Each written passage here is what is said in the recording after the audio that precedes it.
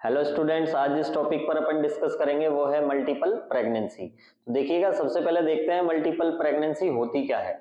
तो यहां लिखते हैं अपन इसकी डेफिनेशन।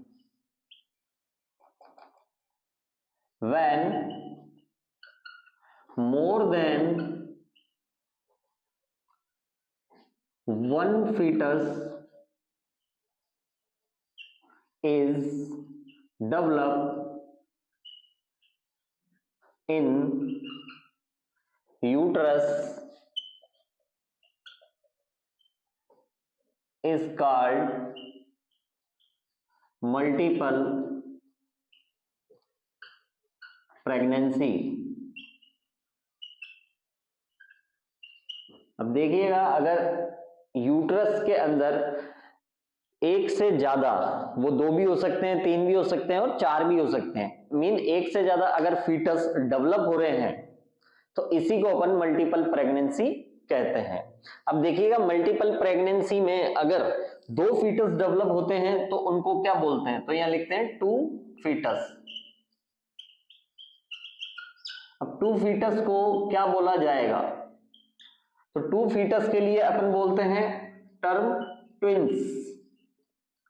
अब अगर यूट्रस के अंदर थ्री फीटस हो तो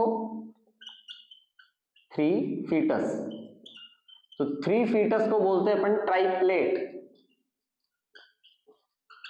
ट्राइप्लेट। और अगर फोर फीटस हो तो यहां लिखते हैं अपन फोर फीटस। अब फोर फीटस को बोला जाएगा क्वाड्रिप्लेट।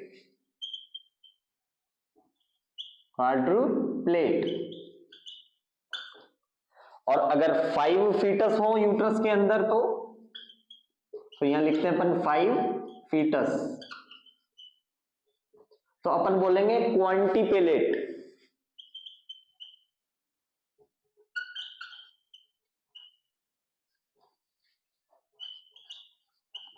क्वांटिपेलेट। तो देखिएगा, इस तरीके से अपन जैसे जैसे फीटस बढ़ रहे हैं तो अपन उसके नेम चेंज करते हैं। टू के लिए ट्विंस, थ्री के लिए ट्राइपेलेट, क्वाड्रिप्लेट फोर के लिए, एंड फाइव के लिए क्वांटिप्लेट। तो देखिएगा, ये तो बात हुई फीटस की कि दो या फिर दो से ज्यादा फीटस अगर यूट्रस के अंदर डेवलप होते हैं तो इसको मल्टीपल प्रेगनेंसी बोल रहे हैं अपन। अब मल्टीपल प्रेगनेंसी में अपन बात करते हैं यहां पर ट्विंस प्रेगनेंसी की। तो यहां लिखते हैं अपन ट्विंस। ट्विंस प्रेगनेंसी किसको बोलेंगे?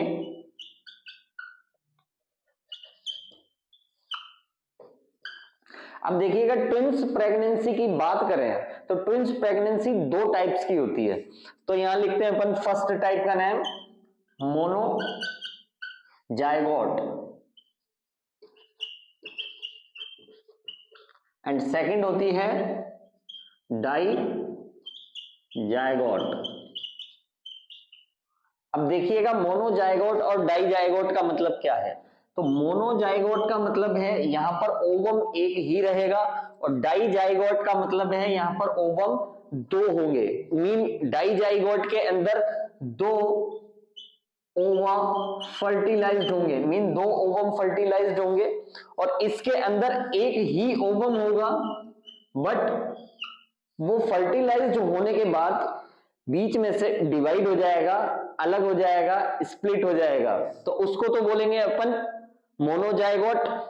और अगर डाइजाइगोट में मीन दो ओवम है और दोनों ही फर्टिलाइज्ड हो रहे हैं तो उसको बोलेंगे डाइजाइगोट।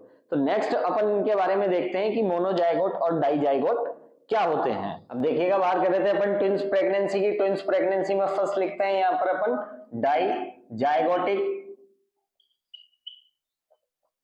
ट्विन। अब डाइजाइगोटिक ट्विन, तो इसको दूसरे नाम से भी अपन जानते हैं, वो होता है फैटर्नल ट्विन, या फिर एक और नाम से बोल दें इसको तो अपन बोलते हैं बाइनोक्यूलर ट्विन। बाइनोक्यूलर ट्विन के नाम से भी अपन इसको जानते हैं। अब देखिएगा, डाइजाइगोटिक का मतलब ही है कि यहां पर डाई का मतलब है टू ओवम का फर्टिलाइजेशन होगा, उससे जो प्रेगनेंसी होगी उसको डाइजाइगोटिक ट्विन प्रेगनेंसी बोलेंगे। तो यहां लिखते हैं अपन these result from fertilization of two ova। यहां पर दो ओवम का फर्टिलाइजेशन होगा और उससे जो ट्विंस बनेंगे उसको अपन डाइजाइगोटिक ट्विंस बोलेंगे। मीन दो फीटस का डेवलपमेंट होगा और दो ही ओवम का क्या होगा, फर्टिलाइजेशन होगा, उससे दो फीटस डेवलप होंगे, उनको ही अपन डाइजाइगोटिक ट्विन बोलेंगे या फिर फैटर्नल ट्विन भी बोल सकते हैं या बाइनोक्यूलर ट्विन भी इनको बोला जाता है।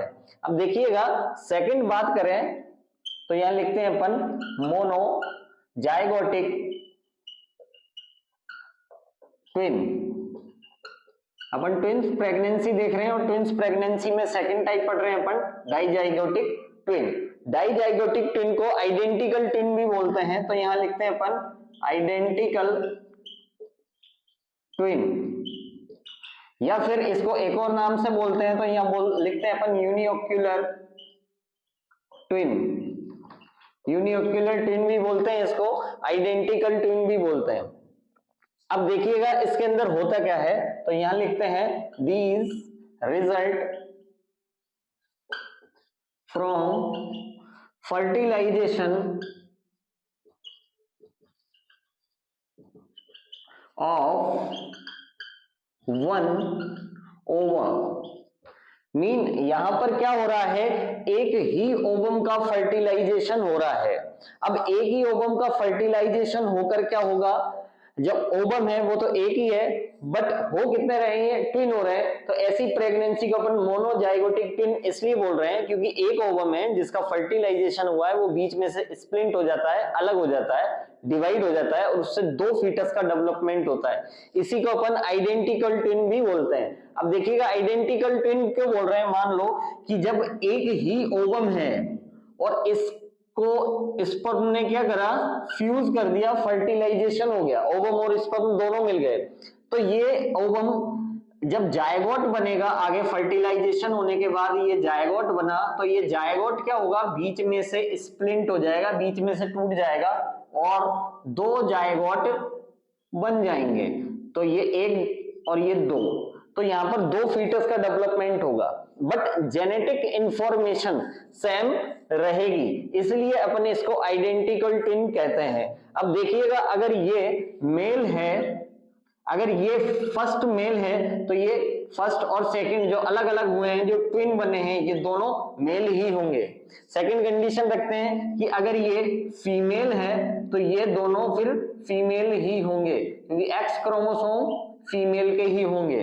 अब देखिएगा इसीलिए अपन इसको आइडेंटिकल ट्विन बोलते हैं। मीन डायरेक्टली अपन कह सकते हैं कि यहाँ पर जो ट्विन के सेक्स होंगे, मीन अगर फीमेल है तो फीमेल फीमेल होंगी और अगर मेल है तो मेल मेल होगा। यहां पर ऐसा नहीं हो सकता कि ये ट्विन के अंदर एक मेल हो और एक फीमेल हो, ये नहीं होगा। यहां पर अगर एक मेल है तो दूसरा भी मेल ही होगा, अगर एक फीमेल है तो दूसरी भी फीमेल ही होगी। मीन आइडेंटिटी सेम होगी, इसीलिए आइडेंटिकल ट्विन्स बोलते हैं। यहां पर डिफरेंट हो सकता है क्योंकि दोनों अलग अलग ओवम हैं, तो यहां पर एक मेल और एक फीमेल देखने को मिल सकता है, इनकी आइडेंटिटी भी अलग मिलेगी। मीन आप अगर इनको देखोगे तो ये देखने में भी कुछ डिफरेंट मिल सकते हैं बट इनकी आइडेंटिटी बिल्कुल सेम होगी मोनोजाइगोटिक ट्विन्स की, जबकि डाइजाइगोटिक ट्विन्स की आइडेंटिटी सेम नहीं होगी। तो ये तो मेनली इनके अंतर थे।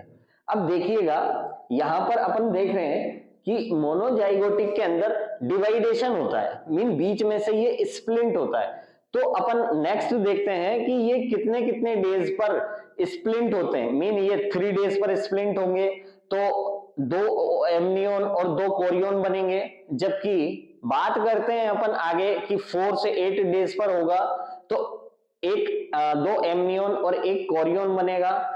जबकि बात करते हैं कि अगर ये डिवाइडेशन 2 वीक बाद होता है तो यहां पर ये जॉइंट फीटस देखने को मिलेंगे। मीन इनकी बैक जॉइंट रह सकती है, थोरेसिक जॉइंट रह सकती है, cranium joint mean head joint रह सकता है, मीन जुड़े हुए बच्चे पैदा देखने को मिल सकते हैं। तो नेक्स्ट अपन बात करते हैं कि कितने डेज पर डिवाइडेशन होगा और उसकी वजह से क्या क्या चेंजेस देखने को मिलेंगे प्रेगनेंसी के अंदर। अब देखिएगा डिवीजन की बात करते हैं डे के हिसाब से, तो यहां लिखते हैं if division occur in 3 days, अगर 3 दिन में डिवीजन हो जाता है तो क्या कंडीशन होगी, then die amniotic and di chorionic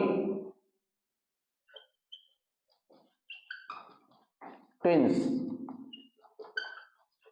अब देखिएगा अगर कंडीशन रहती है कि डिवीजन जो है 3 दिन के अंदर होता है तो डाई एमनियोटिक और डाई कोरियोनिक ट्विंस देखने को मिलेंगे। अब डाई एमनियोटिक का मतलब है यहां पर जो एमनियोटिक शेक होगा, जो एमनियोटिक शेक होगा जिसके अंदर बेबी रहता है पाउच लाइक स्ट्रक्चर, वो 2 होंगी। मीन जो एक फीटस है और दूसरा फीटस है दोनों अलग अलग एमनियोटिक शेक में डेवलप होंगे। और बात करें डाइकोरियोनिक की तो मीन इसका मीन है प्लेसेंटा, तो प्लेसेंटा भी 2 देखने को मिलेंगे और जो है एमनियोटिक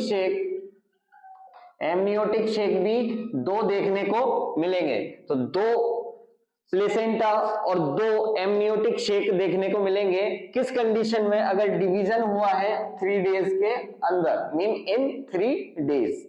अब देखिएगा सेकंड कंडीशन लिखते हैं अपन यहां पर, if division occur in 4 to 8 days, अगर 4 से 8 दिन के बीच में डिवीजन होता है तो क्या होगा, तो लिखते हैं अपन then die amniotic and monochorionic twins. अब देखिएगा अगर डिवीजन 4 से 8 दिन में होता है तो क्या होगा, एमनियोटिक शेक तो 2 होंगे, डाई एमनियोटिक शेक 2 होंगे, दोनों फीटस अपने अपने एमनियोटिक शेक लेंगे और उनके अंदर डेवलप होंगे, जबकि प्लेसेंटा मोनोकोरियोनिक होगा, मीन प्लेसेंटा एक ही होगा, एक ही प्लेसेंटा से ब्लड सप्लाई होगी दोनों को। तो यहां पर 2 तो एमनियोटिक शेक होंगे और एक प्लेसेंटा होगा, एक ही प्लेसेंटा को आपस में क्या करेंगे, वो एक ही प्लेसेंटा से सप्लाई लेंगे, मीन यहां पर एक ही प्लेसेंटा देखने को मिलेगा। तो नेक्स्ट अगर कंडीशन की अपन बात करें तो यहां लिखते हैं अपन इफ डिवीजन अकर इन, या लिखते हैं डायरेक्टली आफ्टर 2 weeks, अगर 2 वीक के बाद डिवीजन होता है तो क्या कंडीशन रहेगी, देन कॉन्जॉइंट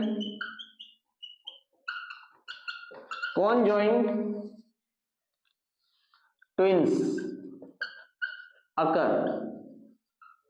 अब देखिएगा अगर डिवीजन 2 वीक बाद होता है तो कॉन्जॉइंट मीन आपस में जुड़े हुए, तो कॉन्जॉइंट ट्विंस पैदा होंगे, मीन आपस में जुड़े हुए ट्विंस पैदा होंगे। तो यहां पर किस किस साइड से जुड़े होते हैं उनके पार्ट, उसी हिसाब से अपन उसको नाम देते हैं।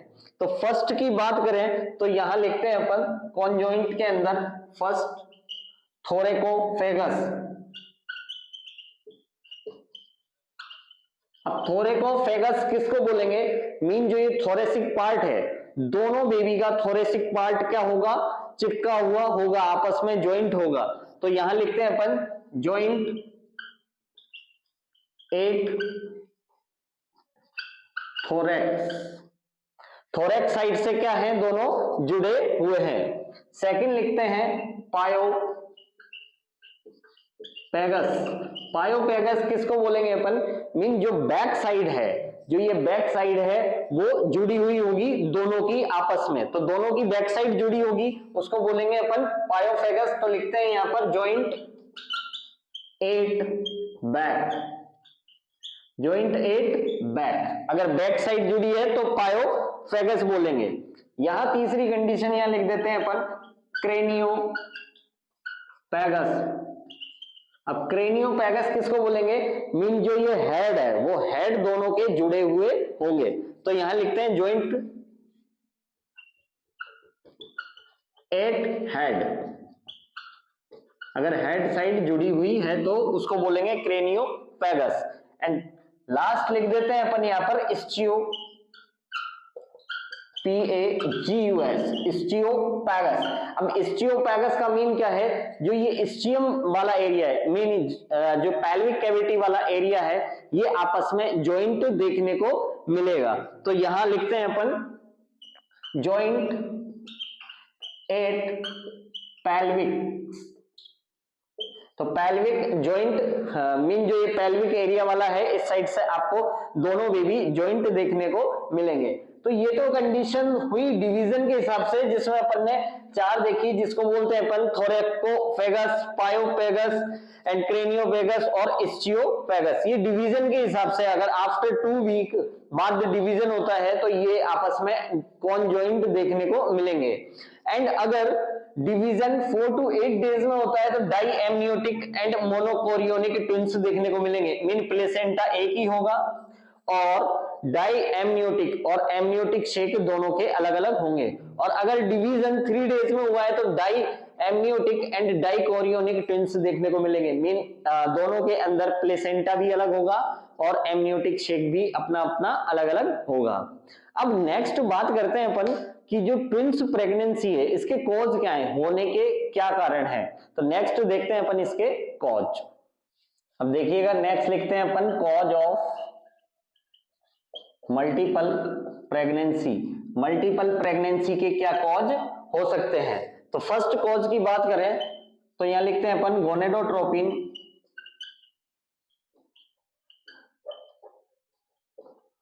Gonadotropin therapy.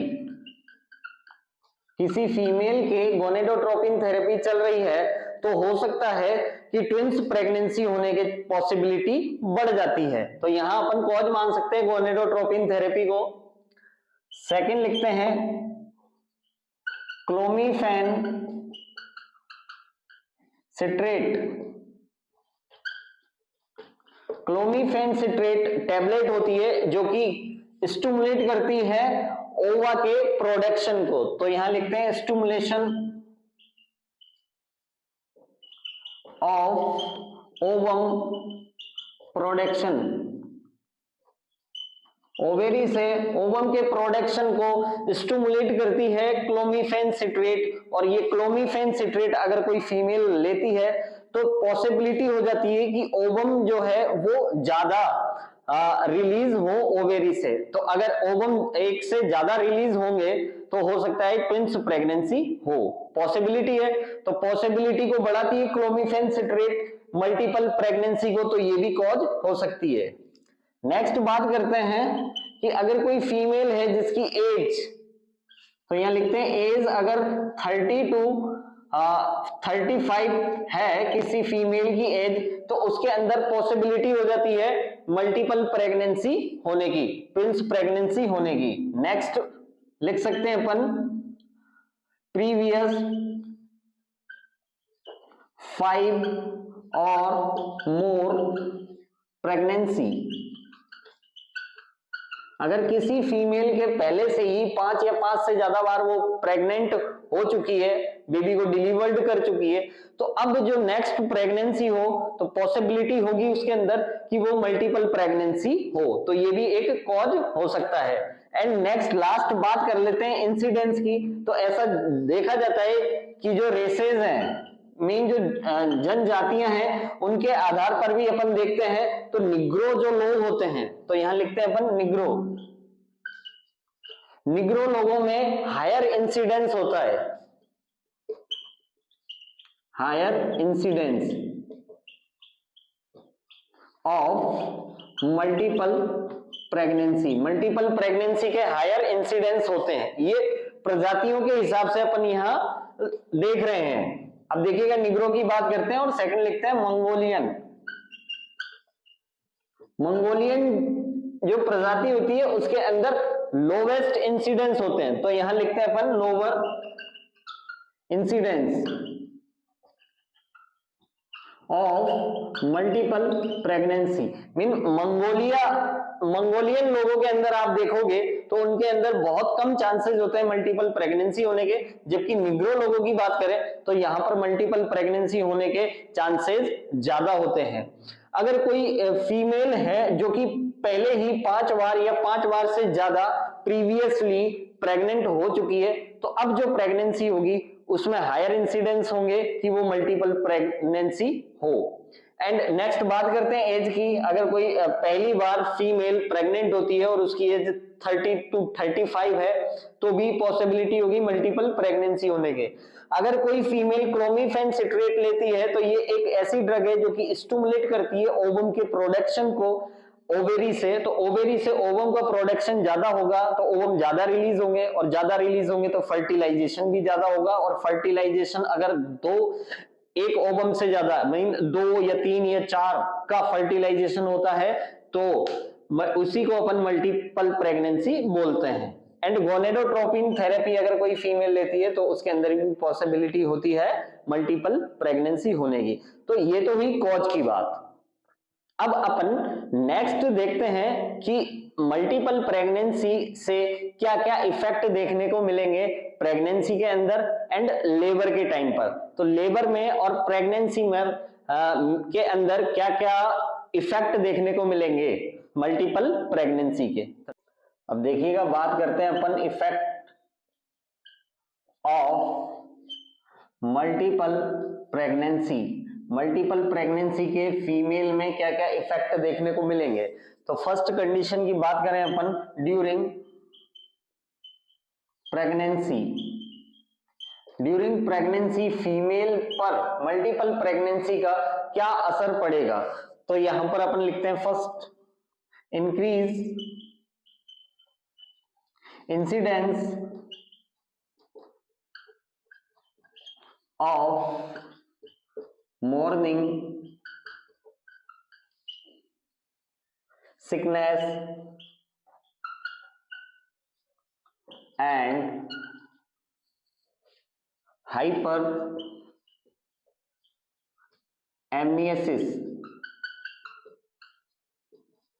अब देखिएगा, इंक्रीज इंसिडेंस हो जाएंगे किसके, मॉर्निंग सिकनेस के, और हाइपर एमनियसिस की कंडीशन देखने को मिलेगी फीमेल के अंदर। हाइपर एमनियसिस का मतलब है यहाँ पर इंक्रीज होना, वोमिटिंग इंक्रीज देखने को मिलेगी, और मॉर्निंग सिकनेस भी इंक्रीज देखने को मिलेगी। और ऐसा क्यों हो रहा है, तो ये दोनों कंडीशंस होती हैं एससीजी की वजह से। जो फीमेल के ब्लड के अंदर एससीजी का लेवल बढ़ेगा और मल्टीपल प्रेगनेंसी के अंदर एससीजी का लेवल ज्यादा बढ़ता है तो ज्यादा मॉर्निंग सिकनेस होगी और हाइपर एमनियसिस की कंडीशन देखने को मिलेगी। नॉर्मल प्रेगनेंसी की बात करें तो नॉर्मल प्रेगनेंसी में भी एससीजी होता है, बट ये नॉर्मल अमाउंट में होता है तो मॉर्निंग सिकनेस और एमनियसिस की कंडीशन देखने को मिलती है। बट मल्टीपल प्रेगनेंसी के अंदर एससीजी का लेवल बढ़ा हुआ देखने को मिलेगा तो मॉर्निंग सिकनेस भी बढ़ी हुई देखने को मिलेगी और हाइपर एमनियसिस की कंडीशन देखने को मिलेगी, मीन इंक्रीज हो जाएंगी वोमिटिंग फीमेल के अंदर। नेक्स्ट की बात करें तो यहां लिख सकते हैं अपन, इंक्रीज इंसिडेंस ऑफ, इंक्रीज हो जाएगा इंसिडेंस किसका, पैथ, यहां लिख सकते हैं अपन फिजियोलॉजिकल एनीमिया। अब देखिएगा, एक तो होता है पैथोलॉजिकल एनीमिया और एक होता है फिजियोलॉजिकल एनीमिया। तो यहां पर फिजियोलॉजिकल एनीमिया देखने को मिलेगा, मीन ये बॉडी की फिजिक्स ऐसा खुद कर रही है। और ऐसा क्यों हो रहा है, क्योंकि यहां पर प्रेगनेंसी के अंदर जब अपन चेंजेस देखते हैं तो बॉडी के सारे सिस्टम के अंदर चेंजेस आते हैं, तो यहाँ पर सर्कुलेटरी सिस्टम के अंदर जो चेंजेस आएगा, मीन अपन डायरेक्टली बोल सकते हैं जो ब्लड के अंदर चेंजेस आता है, तो ब्लड का बढ़ता है यहाँ पर वॉल्यूम, प्रेगनेंसी के अंदर ब्लड का बढ़ेगा वॉल्यूम, और उसके कंपैरिजन जब अपन देखेंगे तो आरबीसी उसकी तुलना में इतनी नहीं बढ़ पाएगी, और ब्लड के अंदर जो प्लाज्मा होता है और प्लाज्मा के अंदर जो वाटर होता है, तो मेनली वाटर का वॉल्यूम बढ़ता जाएगा, और यहाँ पर आरबीसी उसकी तुलना में इतनी नहीं बढ़ेगी, तो फिजियोलॉजिकल एनीमिया की कंडीशन देखने को मिलेगी फीमेल के अंदर। और मल्टीपल प्रेगनेंसी के अंदर ब्लड का जो वॉल्यूम है वो ज्यादा बढ़ता है और आरबीसी इतनी नहीं बढ़ पाती, तो इसके कारण फिजियोलॉजिकल एनीमिया की कंडीशन के जो इंसिडेंस होते हैं वो इंक्रीज हो जाते हैं। नेक्स्ट अपन लिख सकते हैं यहां पर मैग्नीफाइड प्रेशर सिम्टम्स,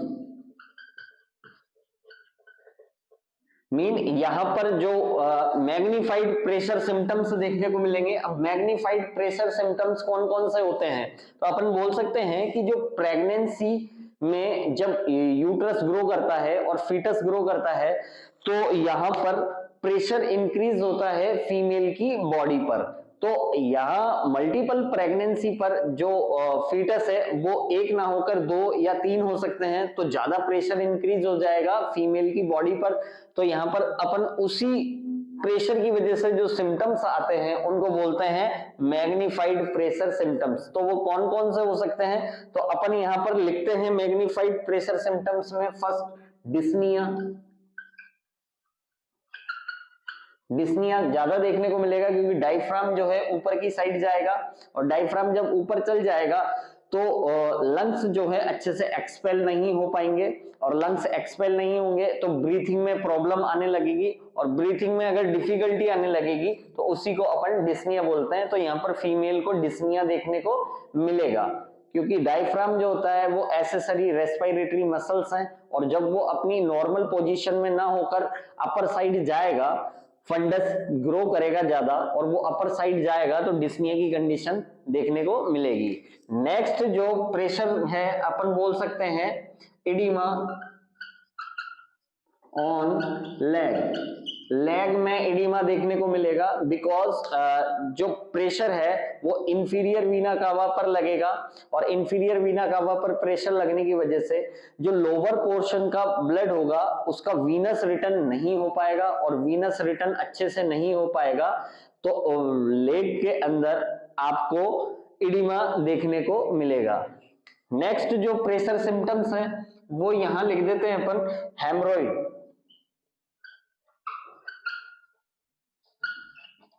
हेमरॉइड भी देखने को मिलेंगे, मीन फीमेल के अंदर पाइल्स की कंडीशन जनरेट हो जाएगी, बिकॉज जो प्रोजेस्टेरोन है तो प्रोजेस्टेरोन का लेवल भी ज्यादा बढ़ा हुआ देखने को मिलेगा, और प्रोजेस्टेरोन का लेवल बढ़ा हुआ देखने को मिलेगा तो पेरिस्टालसिस मूवमेंट कम हो जाएंगे इंटेस्टाइन के अंदर, और पेरिस्टालसिस मूवमेंट कम हो जाएंगे तो यहां पर पेरिस्टालसिस मूवमेंट कम होने की वजह से फीमेल के अंदर कॉन्स्टिपेशन देखने को मिलेगा, और ये कॉन्स्टिपेशन होने की वजह से ही हेमरॉइड्स देखने को मिलेंगे। और साथ के साथ जो यूट्रस ग्रो कर रहा है तो यूट्रस पीछे की साइड इंटेस्टाइन है, और इंटेस्टाइन पर वो प्रेशर भी इंक्रीज करेगा, तो एक ये भी पॉसिबिलिटी है हेमरॉइड होने की। अब नेक्स्ट अपन लिख सकते हैं यहां पर जो प्रेशर सिम्टम्स जनरेट हो रहा है उसकी वजह से आपको वेरिकोज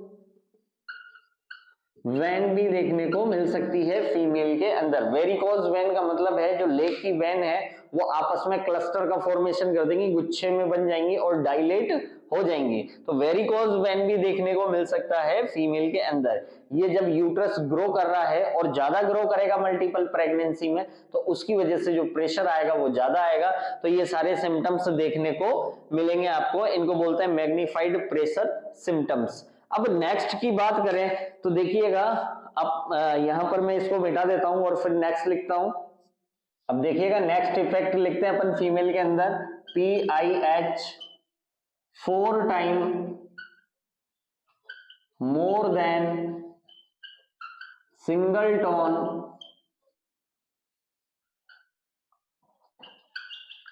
प्रेगनेंसी।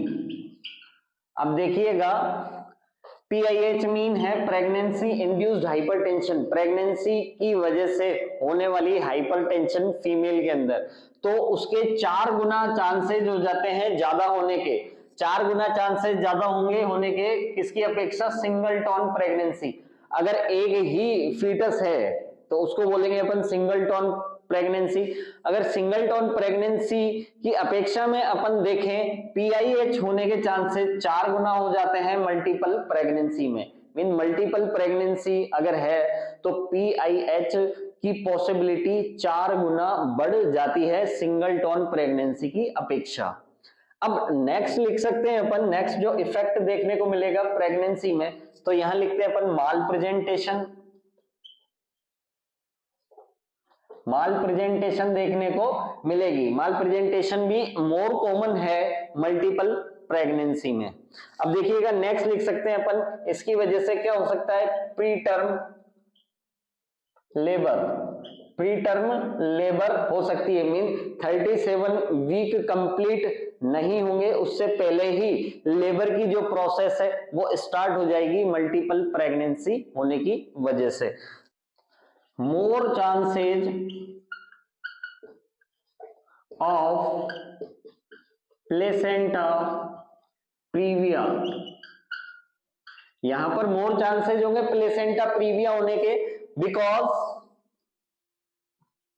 क्योंकि ऐसा क्यों हो रहा है, प्लेसेंटा प्रीविया होने के चांसेस ज्यादा क्यों होंगे, बिकॉज लार्जर प्लेसेंटा, प्लेसेंटा का लार्ज होने की वजह से प्लेसेंटा प्रीविया होगा। और प्लेसेंटा प्रीविया क्या होता है, अपन ने पढ़ा था कि लोअर यूटेराइन सेगमेंट के अंदर अगर इम्प्लांटेशन होता है प्लेसेंटा का तो उसी को अपन प्लेसेंटा प्रीविया बोलते हैं। अब यहाँ पर प्लेसेंटा जो है वो लार्ज होगा और लार्ज प्लेसेंटा होने की वजह से जो उसका पार्ट है प्लेसेंटा का वो आपको लोअर यूटेराइन सेगमेंट में देखने को मिलेगा। तो ये इसी को अपन लोअर यूटेराइन सेगमेंट में अगर प्लेसेंटा होता है तो उसी को अपन प्लेसेंटा प्रीविया बोल रहे थे। और यहाँ पर लार्ज प्लेसेंटा होने की वजह से प्लेसेंटा प्रीविया के होने के चांसेस ज्यादा हो जाते हैं। तो ये सारी कंडीशंस आपको प्रेगनेंसी में देखने को मिलेगी। Effect of multiple pregnancy, multiple pregnancy की इफेक्ट की वजह से ऐसा हो रहा है। अब नेक्स्ट देखते हैं अपन इफेक्ट ऑन लेबर, लेबर पर क्या इफेक्ट देखने को मिलेंगे मल्टीपल प्रेगनेंसी के। तो अपन सेकंड, फर्स्ट पढ़ा था अपन ने ड्यूरिंग प्रेगनेंसी, सेकंड लिखते हैं अपन ड्यूरिंग लेबर। अब देखिएगा सेकंड लिखते हैं अपन ड्यूरिंग लेबर। यहां पर लेबर के टाइम पर क्या क्या इफेक्ट देखने को मिलेंगे मल्टीपल प्रेगनेंसी के। अब देखिएगा मल्टीपल प्रेगनेंसी होने की वजह से फीमेल में ड्यूरिंग लेबर क्या क्या इफेक्ट देखने को मिलेंगे। तो यहां लिखते हैं अपन कोर्ड प्रोलैप्स, फीमेल के अंदर कोर्ड प्रोलैप्स की कंडीशन जनरेट होगी। कोर्ड प्रोलैप्स का मीन है कि जो अम्बिलिकल कोर्ड है वो डिसेंड हो जाएगी, प्रेजेंटिंग पार्ट के आने से पहले ही डिलीवर्ड देखने को मिलेगी, डिसेंड देखने को मिलेगी। इस कंडीशन को अपन बोलते हैं कोर्ड प्रोलैप्स। नेक्स्ट लिख सकते हैं अपन PROM, pre rupture of membrane, membrane जो है पहले ही रप्चर हो जाएगी, एमनियोटिक मेम्ब्रेन का पहले ही रप्चर हो जाना, तो इसको बोलेंगे अपन PROM। नेक्स्ट लिखते हैं अपन, यहां पर जो कंडीशन देखने को मिलेगी वो हो सकती है प्रोलॉन्ग लेबर, प्रोलॉन्ग लेबर की कंडीशन देखने को मिल सकती है।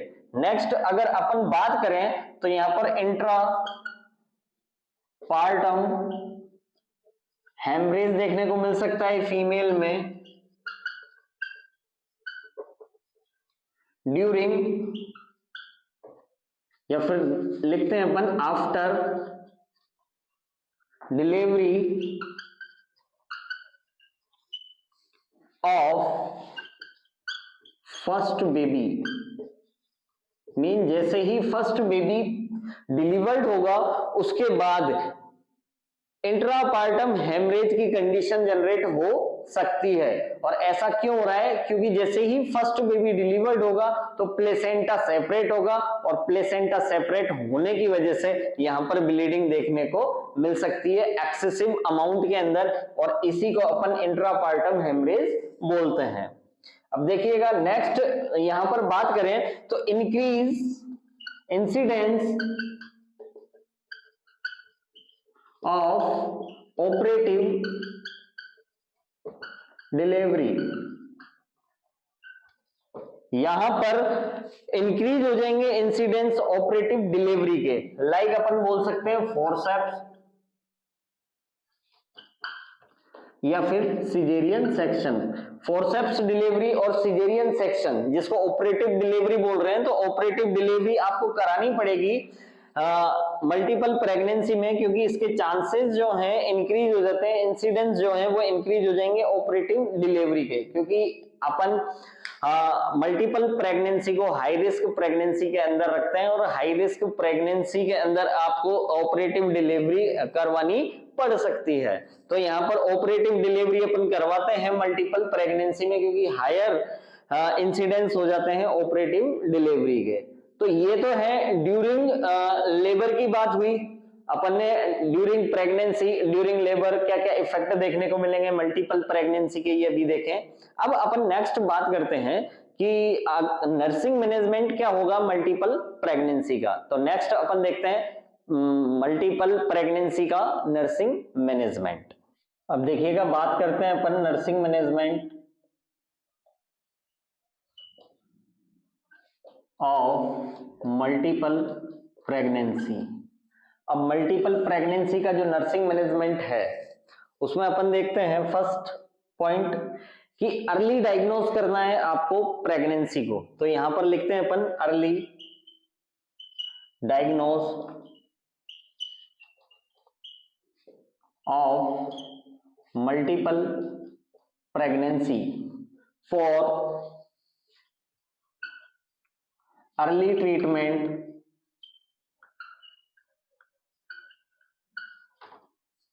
of any complication। अगर अपन शुरुआत में ही डायग्नोज कर लेंगे मल्टीपल प्रेगनेंसी को, तो मल्टीपल प्रेगनेंसी की वजह से जो कोई भी कॉम्प्लिकेशन हो सकता है फीमेल के अंदर, उसको अपन ट्रीट कर सकते हैं। नेक्स्ट लिखते हैं यहां पर कि रेगुलर एंटीनेटल चेकअप पर आने के लिए बोलेंगे अपन फीमेल को। तो यहां लिखते हैं अपन educate the female for regular ANC antenatal care या एंटीनेटल चेकअप। मीन जब वो चेकअप पर आएगी तो उसकी केयर भी करनी है, तो एंटीनेटल केयर करनी है रेगुलर फीमेल की। नेक्स्ट लिख सकते हैं यहां पर डाइट की बात करें तो अपन को ऐसी डाइट फीमेल को देनी है, मीन एडिक्वेट डाइट देनी है जिसके अंदर आयरन हो, फॉलिक एसिड एडिक्वेट मात्रा में हो, विटामिन, कैल्शियम एंड एक्सेट्रा, जैसे कि कैलोरीज वगैरह सारी चीज, प्रोटीन है, प्रोटीन डाइट होनी चाहिए, कैलोरी डाइट होनी चाहिए, कैल्शियम अच्छी मात्रा में होना चाहिए, vitamin, folic acid and iron की भरपूर मात्रा होनी चाहिए उसके डाइट के अंदर। अगर नेक्स्ट बात करें अपन कि जो बेड रेस्ट है वो थर्ड ट्राइमेस्टर में अपन को प्रॉपरली बेड रेस्ट करवाना है फीमेल को, नहीं तो प्री लेबर स्टार्ट हो सकती है। तो यहां पर अपन लिखते हैं proper rest on third trimester के अंदर आपको प्रॉपर बेड रेस्ट करने को बोलना है, प्रॉपर बेड रेस्ट करने को बोलना है फीमेल को। तो ये तो बात हुई नॉर्मली नर्सिंग मैनेजमेंट की। ओवरऑल अपन ने मल्टीपल प्रेगनेंसी को पूरा कवर किया है आज। अगर आपको क्लास अच्छी लगी हो तो क्लास को लाइक कर दें, और कोई भी टॉपिक से रिलेटेड क्वेरीज हो आपकी तो आप कमेंट बॉक्स में कमेंट करके पूछ सकते हैं, और रेगुलर नोटिफिकेशन के लिए आप चैनल को लाइक कर दें, सब्सक्राइब कर दें। Thank you.